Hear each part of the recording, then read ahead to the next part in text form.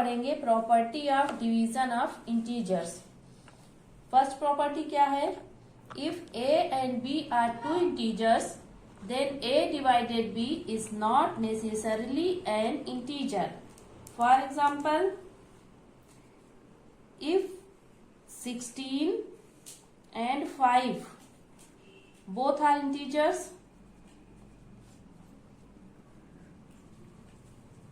but 16 divided by 5, divide कीजिए, 5 3 is 15, 5 2 is 10, 3.2 is not an integer।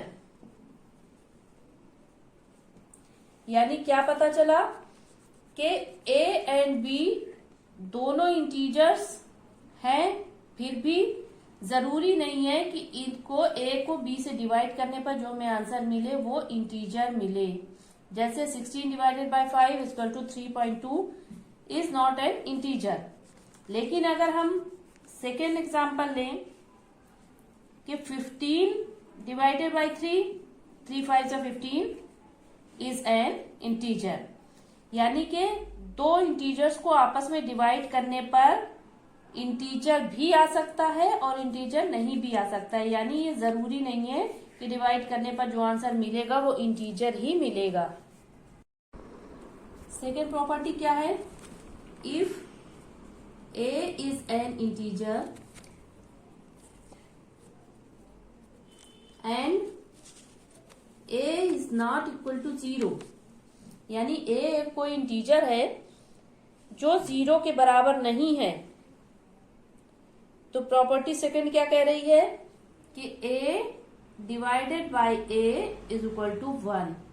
For example 5 is an integer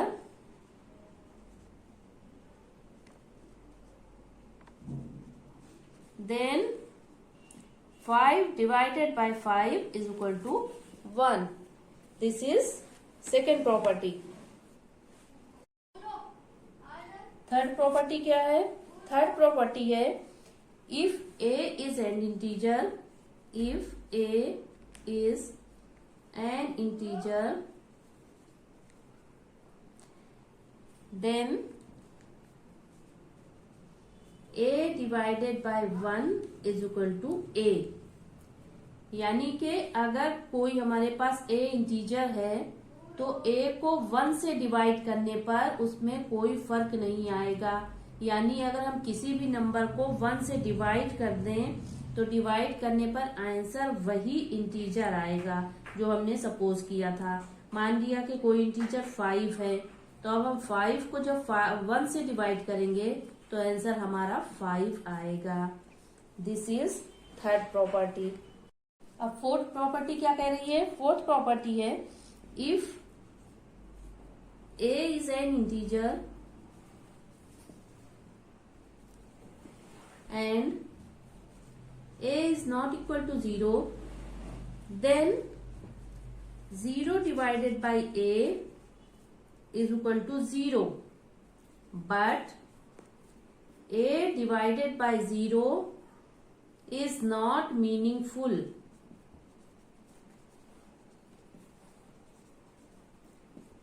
यानी example से समझिए किस तरह से।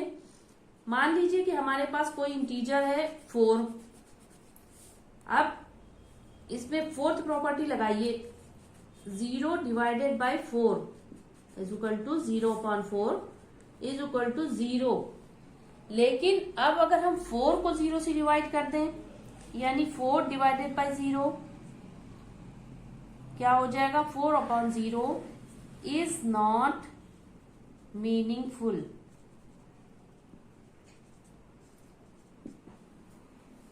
यानी कि जब हम किसी नंबर से 0 को डिवाइड करते हैं तो हमारा आंसर 0 आता है।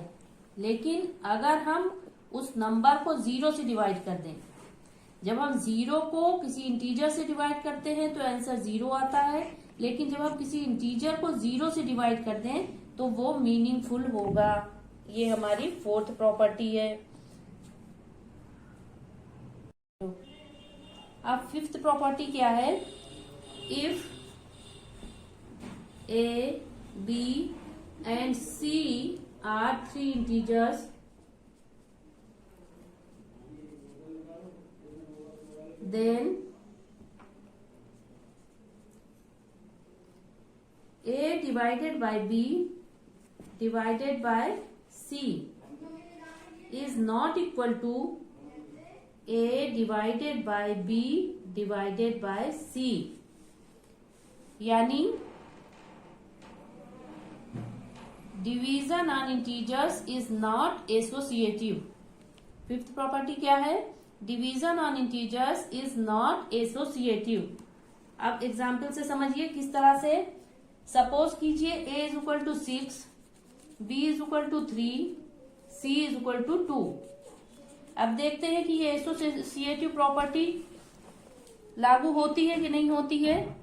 तो सबसे पहले क्या निकालेंगे? a divided by b divided by c, यानी 6 divided by 3 divided by 2.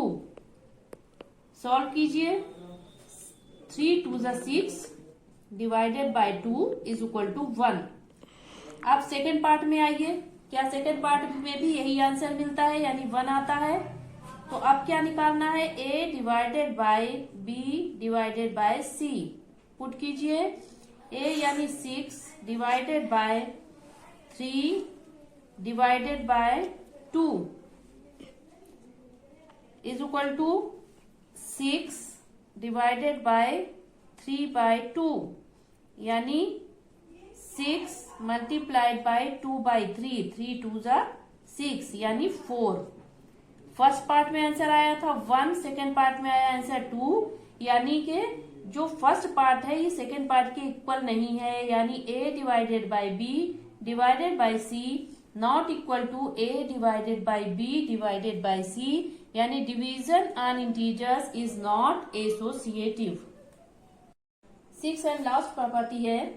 If a b c are non zero integers and a greater than b, then first a divided by c is greater than b divided by c. लेकिन condition क्या होनी चाहिए? c is positive. फिर से समझिए. a b and c are non zero integers, यानी इसमें कोई सा भी जीरो नहीं होना चाहिए.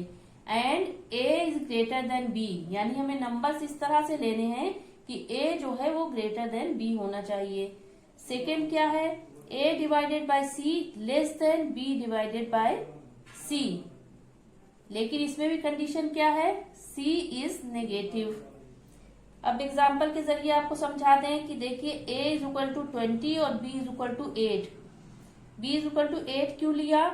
क्योंकि ये प्रॉपर्टी क्या कह रही है? a जो है वो b से बड़ा होना चाहिए. तो a को ले लिया 20, b को ले लिया 8, c हो गया 4.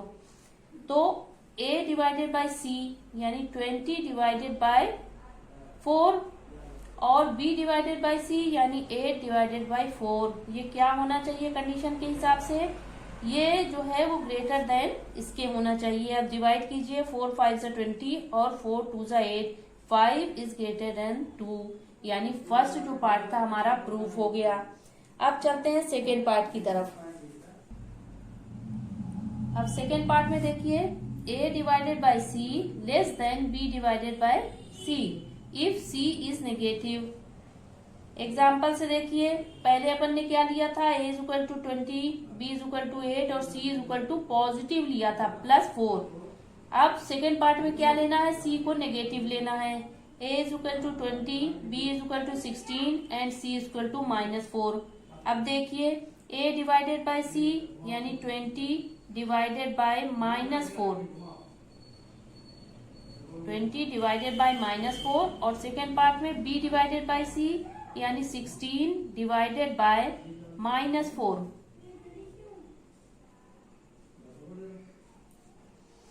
सॉल्व कीजिए. 4 5 जा 20 -5. सेकेंड का आंसर क्या आएगा?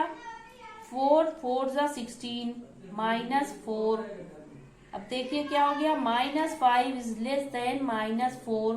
This is second property. Second part भी प्रूफ हो गया.